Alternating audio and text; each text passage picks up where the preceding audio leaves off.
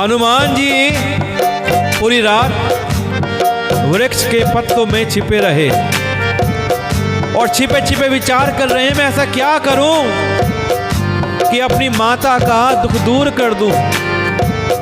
मैं किस प्रकार अपनी माता का दुख दूर करूं। और ठीक उसी समय बहुत सी दासियों और रानियों के साथ, स्त्रियों के साथ सज धज कर रावण वहां आ गया। उस दुष्ट रावण ने सीता जी को बहुत प्रकार से समझाया, साम दाम भय और भेद दिखलाया। 4 तरीके तो ना समझाने के, साम दाम दंड और भेद। तो रावण ने कहा, ए सुमुखी, ए सयानी, सुनो कि मैं जितनी भी मेरी रानियां हैं ना, मंदोदरी और जितनी रानी हैं, सबको तुम्हारी दासी बना दूंगा मैं। माता सीता को दुष्ट रावण प्रलोभन दे रहा है, लालच दे रहा है कि रावण मेरी माता सीता को प्रलोभन दे रहा है कि सुमुखी, हे सयानी, मैं सुनो जितनी भी मेरी रानियां हैं ना, मंदोदरी को सबको तुम्हारी दासी बना दूंगा। ये मेरा प्रण है, बस तुम एक बार मेरी तरफ देखो तो सही। एक बार मेरी तरफ देखो। अपने परम स्नेही कौशलाधीश श्री रामचंद्र जी का स्मरण करते हुए जानकी, माता जानकी क्या करती हैं? उनके मन में राम जी का सुमिरन चल रहा है और एक तिनका उठा लेती हैं। तिनके की आड़ में तिनका का पर्दा करके कहने लगी, ये तिनका ही क्यों कि माता सीता की माता कौन है? धरती माता। और घास का तिनका कहां उगता है? धरती माता पर। तो इस नाते वो तिनका जो है माता सीता का भाई हुआ। तो बीच में मुख मोड़ के तिनके को रावण के आगे कर दिया कि तिनके की आड़ बना ली माता सीता ने। माता सीता कहती हैं, हे दशमुख, 10 चेहरे वाले, 10 मुख वाले, सुन, जुगनू के प्रकाश से भी कभी कमली नहीं खिल सकती है। कमल किससे खिलता है? सूर्य के प्रकाश से। जुगनू के प्रकाश से कभी कमल नहीं खिल सकता। जानकी जी फिर कहती हैं, तू अपने लिए भी ऐसा ही समझ ले। दुष्ट, मेरे जो रघुनाथ हैं वो सूर्य के समान है और तू उनके सामने जुगनू के समान है। तो कहां सूर्य और कहां जुगनू?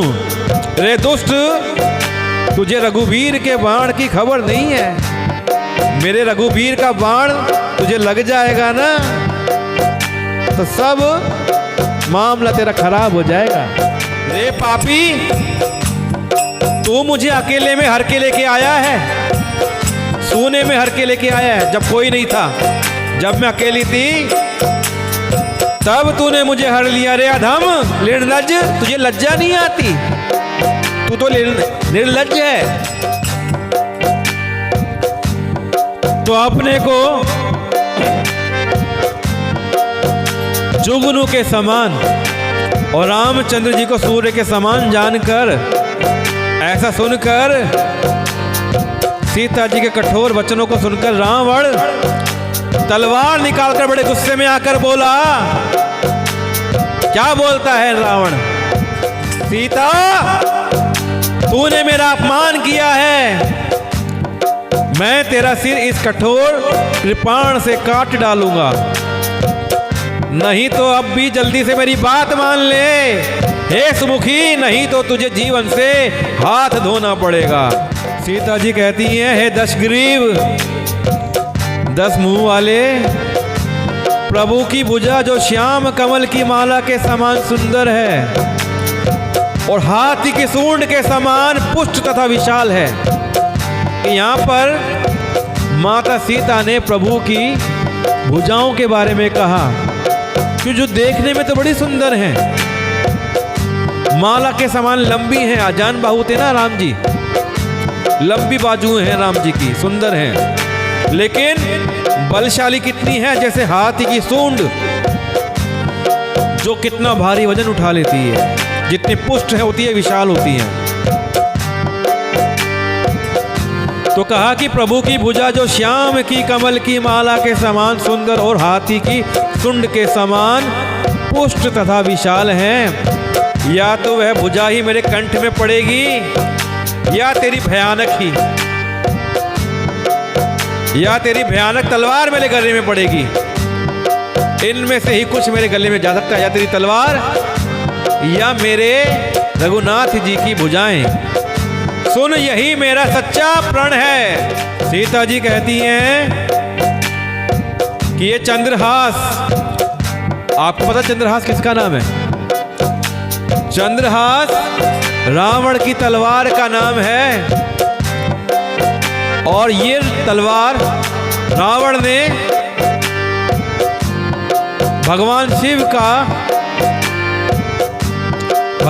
का तप करके, तपस्या करके प्राप्त करी थी।